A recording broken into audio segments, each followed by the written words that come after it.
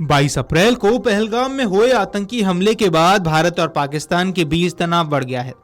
आतंकी हमलों में दहशतगर्दों ने 26 लोगों की निर्मम हत्या कर दी थी, जिसके बाद ऑपरेशन सिंदूर के तहत भारत ने 7 मई को पाकिस्तान और पाकिस्तान के कब्जे वाले कश्मीर में आतंकी ढांचे पर सटीक हमले किए थे। भारत और पाकिस्तान की ओर से 4 दिनों तक चले संघर्ष के बाद 10 मई को दोनों पक्षों के सैन्य अभियानों ने महानिदेशकों के बीच वार्ता के बाद सैन्य कार्रवाई रोकने पर सहमति जताई थी।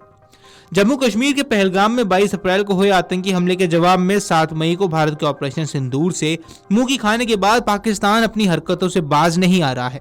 उसकी सरकार और सेना आए दिन या तो भड़काऊ बयान देती है या दुनिया भर में प्रोपेगेंडा फैलाने की कोशिश करती है, या फिर अपनी हरकतों की वजह से भारत को उकसाने की कोशिश करती है। ताज़ा मामला पाकिस्तानी सेना के प्रमुख जनरल आसिम मुनीर से जुड़ा हुआ है। उन्होंने हाल ही में नियंत्रण रेखा यानी LOC पर अग्रिम चौकियों का दौरा किया। यह दौरा ऐसे वक्त पर हुआ जब भारत और पाकिस्तान के रिश्ते सबसे बुरे दौर में पहुंच गए हैं। भारत ने 7 मई को ऑपरेशन सिंदूर के तहत आतंकियों के ठिकानों पर सटीक हमले किए थे और यह कार्रवाई 22 अप्रैल को पहलगाम में आतंकी हमले के जवाब में की गई थी, जिसके बाद पाकिस्तान ने 8, 9 और 10 मई को भारतीय सैन्य ठिकानों पर हमले की कोशिश की, जिसका भारतीय सेना ने करारा जवाब दिया था। इस जवाबी कार्रवाई में पाकिस्तान के कई सैन्य ठिकानों को नुकसान पहुंचा, जिसमें एयरबेस, रेडार साइट्स और कमांड सेंटर शामिल थे। पाकिस्तानी सेना प्रमुख जनरल आसिम मुनीर ने नियंत्रण रेखा पर अग्रिम चौकियों का दौरा किया और इस दौरान उन्होंने अपने सैनिकों से बातचीत की। सेना ने एक बयान में बताया कि बातचीत के दौरान जनरल मुनीर ने सैनिकों का मनोबल बढ़ाया। इस दौरान उन्होंने अपनी तैयारियों और सतर्कता की सराहना भी की। हालांकि भारत से करारी शिकस्त के बाद पाकिस्तानी अपना दर्द छिपाने का हर संभव प्रयास कर रहे हैं। भारत की मिली करारी हार को छिपाने के लिए वे झूठी खबरें तक फैला रहे हैं और इसको अपनी जीत का फर्जी दावा कर रहे हैं।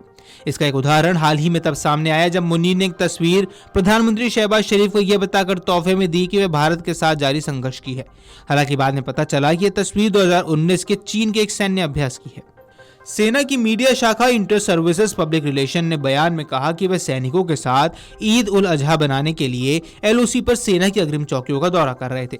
जनरल मुनीर ने अग्रिम मोर्चों पर तैनात सैनिकों और अधिकारियों से कहा कि प्रियजनों से दूर ईद मनाना राष्ट्र सेवा के प्रति उनकी गहरी प्रतिबद्धता को दर्शाता है। अपने दौरे पर मुनीर के बड़बोलेपन भी सामने आ गया। उन्होंने दावा किया कि पाकिस्तान ने हाल ही में संघर्ष के दौरान भारत को करारा जवाब दिया। हालांकि इस दौरान वे दुनिया भर में हुई पाकिस्तान की किरकिरी को लेकर चुप्पी साधे रहे। इस दौरे को लेकर कई विशेषज्ञ बता रहे हैं कि आसिम मुनीर की हरकतों पर नजर बनाकर रखनी चाहिए। हमारे सशस्त्र बल, खुफिया एजेंसियां ऐसा कर भी रही होंगी। उनके उकसावे वाले भाषणों की वजह से ही अप्रैल में दोनों देशों के बीच हालात बिगड़े थे। मुनीर ने कश्मीर मुद्दे को लेकर पाकिस्तान के फर्जी सैद्धांतिक रुख को फिर दोहराया। उन्होंने कश्मीरी लोगों के लिए समर्थन जारी रखने की बात भी कही। हालांकि नई दिल्ली ने बार बार कहा है कि केंद्र शासित प्रदेश जम्मू और कश्मीर, केंद्र शासित प्रदेश लद्दाख हमेशा से भारत के अभिन्न और अविभाज्य अंग रहे हैं और रहेंगे। संयुक्त राष्ट्र में भारत ने बार बार पाकिस्तान के नापाक चेहरों को उजागर किया और कश्मीर मुद्दे पर उसकी पोल खोली है। जनरल आसिम मुनीर ने कश्मीर मुद्दे पर पाकिस्तान के तथाकथित सैद्धांतिक रुख को दोहराते हुए कहा कि पाकिस्तान कश्मीरियों का समर्थन जारी रखेगा। वहीं भारत सरकार ने स्पष्ट रूप से बात साफ की है कि जम्मू कश्मीर, लद्दाख केंद्र शासित प्रदेश भारत के अभिन्न अंग हैं और हमेशा रहेंगे। वहीं आपको बता दें कि पाकिस्तान के बीच तनाव उस समय बढ़ गया जब 22 अप्रैल को जम्मू कश्मीर के पहलगाम में आतंकी हमला हुआ और 26 लोगों की नृशंस हत्या कर दी गई, जिसके बाद भारत ने 7 मई को पाकिस्तान और पाकिस्तान नियंत्रित कश्मीर में आतंकी ठिकानों पर सटीक हमले किए थे।